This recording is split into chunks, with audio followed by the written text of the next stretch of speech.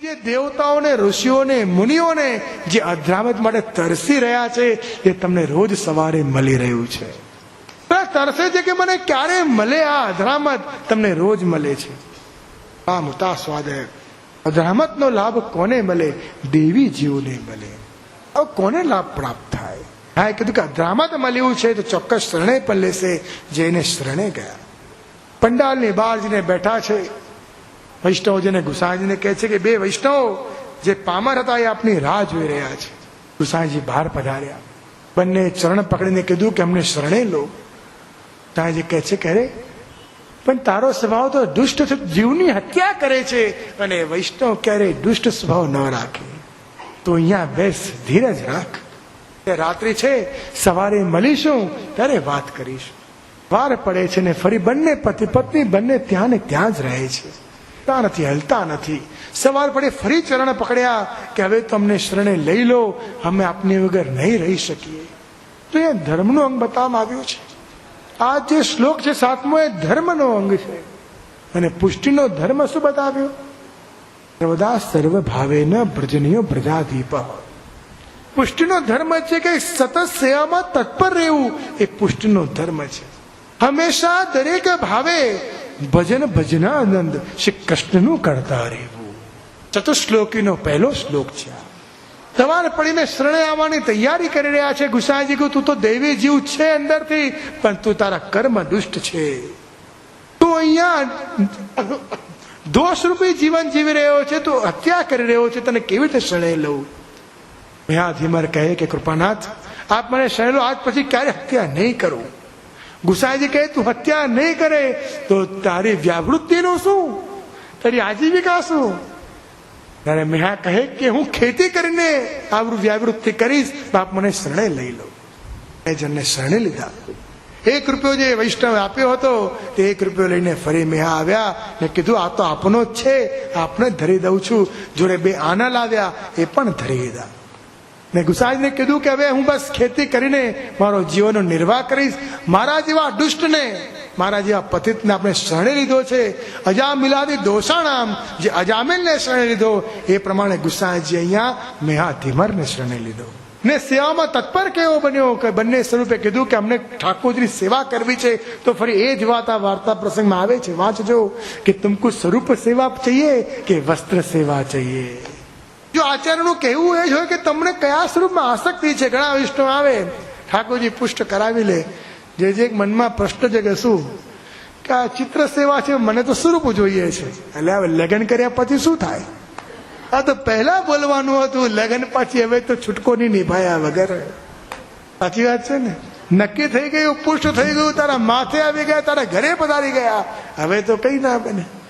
હા, એટલું થાય ફરી લાલન પધરાવીને બંનેની જોડીએ યુગલ સ્વરૂપની સેવા કર. એમ ગુસાઈજી હંમેશા પૂછતા, જેમ અહીંયા પ્રભુ પુષ્ટ કરાવવાના હોય તો વૈષ્ણવને હંમેશા પૂછવામાં આવે કે તમને કયા ભાવને કઈ સેવા કરવી છે, શું ધરશો ને કયા પ્રકારે કરશો, એ સમજાવવામાં આવે.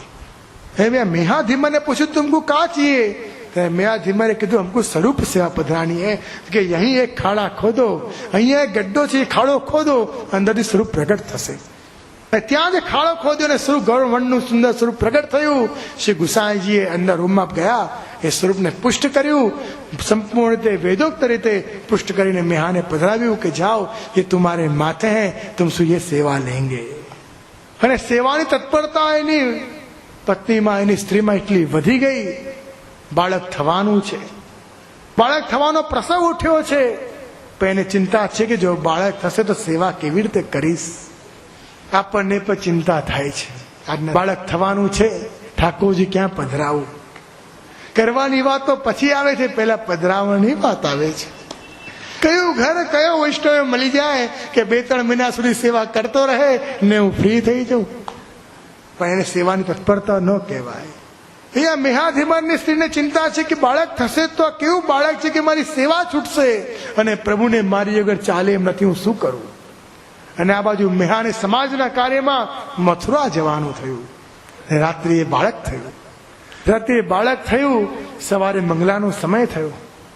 મેહાની સ્થિતિ રહેવાય નહીં ને મેહા પણ ઘરમાં હાજર નહીં, શું કરવું? પણ સેવા વગર મેહાથી રહેવાયું નહીં, મેહાની સ્ત્રીથી પણ રહેવાયું નહીં.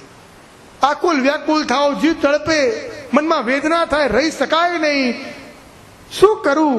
ત્યારે ગમે તે રીતે ઠાકોરજી બતાવ્યું કે કોઈ ચિંતા નહીં કર, હું તારી સેવા સ્વીકારીશ. તું છાણ ને ગોબર થી પૂરા શરીરને છાણ ને ગોબર લગાવીને આવ. તારો ભાવ ઉત્તમ છે, હું રીત નથી જોતો, પણ તારી પ્રીત જોઈશ. તું છાણ ગોબર લગાવીને આવી જા. છાણ ને ગોબર લગાવીને દેહને શુદ્ધ કરીને સેવામાં જોડાઈ જાય છે. મેહાને ચિંતાથી શું કરું? સવારની પહોરમાં મેહ આવ્યો, એને લાગ્યું કે રાજભોગ તો થઈ ગયા છે, એવો સમય થયો છે, પ્રભુને શ્રમ પડ્યો છે, શું કરું? મેહા આવે છે. મેહા ધીમે ઘરે આવ્યા, જોયું તો બાળક થયું છે. ગામમાં જ કોઈએ વધાઈ આપી કે તમારે તો બાળક છે. તો મનમાં રુદન થયું કે અરે મારા પ્રભુનું શું થશે, મારા પ્રભુની સેવાનું શું થશે? ત્યારે ઘરે એને જોયું તો સેવા તો થઈ ચૂકી છે. તો મેહાને ગુસ્સો આવ્યો કે આ સેવા કેવી રીતે પહોંચાઈ, કે આ સમયમાં સેવાને તું કેવી રીતે કરી શકી? તારે સેવા ન ઓળાય, ગુસ્સાજની આ રીત નથી. મનમાં ગુસ્સોની લાકડી હાથમાં ઉઠાવી કે આજે તો મારી સ્ત્રીએ બહુ મોટો દોષ કર્યો છે, લાકડી મારવી પડશે. ત્યાં લાકડી હાથમાં લીધી, ઠાકોરજીએ લાકડી પકડી કે મેં સેવા કરાવી છે, તું એને કઈ ના કરીશ. એને સેવા કરી નથી, મેં સેવા કરાવી છે. માને એના સેવા વગર ચાલી શકવું એમ નથી, એટલે મેં કરાવી છે, એનો કોઈ દોષ નથી. આ સ્ત્રીનો કોઈ દોષ નથી, એ બિલકુલ ઉત્તમ ભાવવાળી છે, એને કોઈ રીતે આ પ્રકારનો વ્યવહાર ન કરીશ. ત્યારે મેહા અને એની સ્ત્રી બંને શ્યામાં પ્રવૃત્ત થયા. અજામ મિલાદે દોષણ નામનો ક્રમ આ મેહા ધીમરની વાર્તાથી સિદ્ધ થાય છે કે જે પ્રમાણે અજામિલના દોષોને દૂર કરીને મહાપૃથ્વી ગ્રંથમાં એનું નામ આપતો જીવમાં જોડી દે, એમ ગુસાજી 252માં મેહા ધીમરનું નામ જોડી દીધું છે. આ જ વાર્તાથી સમજાય છે કે દુષ્ટ અને પતિતને પણ જ્યારે કૃષ્ણ સેવામાં તત્પરતા થાય, ઠાકોરજીની સામેથી સેવા સ્વીકારે છે. તો 7 શ્લોકો 7 સ્વરૂપો ને 7 ભાવના અને 7 પ્રકારના દોષોની નિવૃત્તિ આપણે અત્યાર સુધી જોઈ ગયા છીએ. ક્યાં સમય આવી જાય છે સમજાતું નથી, સમય ઓછો પડે છે, શું કરીએ? પણ હવે તો ઉત્સવ બી નજીક આવી રહ્યો છે. પરમ દિવસે ઉત્સવ છે, શોભાયાત્રાના 2 કાર્યક્રમો છે, અને કેટલો દિવ્ય આનંદ છે. એટલું જ આ બધું કાર્ય, આ વાણી, આ મનમાં ઈચ્છા અને પ્રગટ થયેલી વૈષ્ણવ માટેની ભાવના આ ફક્ત તમારી માટે જ છે. શ્રીકાંતભાઈ જયારે વિનંતી કરવા આવ્યા કે જે આપણે બહારગામ તો કૃષ્ણાષ્ટક પર પ્રવચનો કર્યા છે, પણ આપણા ત્યાં કેમ નહીં? ઘરના વૈષ્ણવ રહી જઈએ. મેં કહ્યું શ્રીકાંતભાઈ એક જ મનો છે કે જરૂર કરવું જ છે, પણ મહાપૂજનો ઉત્સવ આવે એની વધાઈમાં કૃષ્ણનો આશ્રય થઈ જાય એવું કરીએ. તો મારી એક જ શરત છે કે કોઈ પણ રીતે અમે હવેલીમાં કાર્ય કરીએ, પણ પ્રભુનું કોઈ પણ દ્રવ્ય આ નિમિત્ત ખર્ચાય નહીં, અને તમે તમારું કોઈ પણ દ્રવ્ય આ રીતે ઉઘરાવતા નહીં. આ વૈષ્ણવ માટે જ આ કાર્ય છે. અમારા વાલા વૈષ્ણવ છે, તમે અમારા છો. તમે જ્યારે અમને વિનંતી કરતા હો તો અમારે આવી જ જવું પડે, કારણ કે અમે રહીએ છીએ જ્યાં ને તમારી વચ્ચે રહીએ છીએ, દૂર નથી રહેતા. અમે જ્યાં બિરાજીએ છીએ ચારે બાજુ વૈષ્ણવો છે. મંડળ મધ્ય બિરાજે તો ગિરધર, એમ તમારા વૈષ્ણવ મધ્ય બિરાજીએ છીએ. અમે તમારી માટે તો બિરાજીએ છીએ, અને વૈષ્ણવને પોષણ આપવું એ તો અમારો પહેલો ધર્મ છે.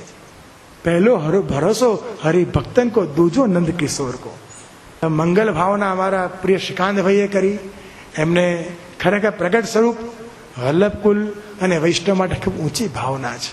અમારો આ જે મનોજ છે, કોઈ પણ સારો સંકલ્પ એક જીવ માટે જ થતો હોય, એક વિનંતી કરે ને દરેક લાભ લે, એમ એમની વિનંતીથી, એમની ભાવનાથી આજે આ સુંદર ક્રમમાં ત્રીજા દિવસે પણ આપણે સુંદર ક્રમ કર્યા. 7 શ્લોકો સુધી આપણે પહોંચ્યા છીએ. આવતીકાલે 3 શ્લોકો થશે.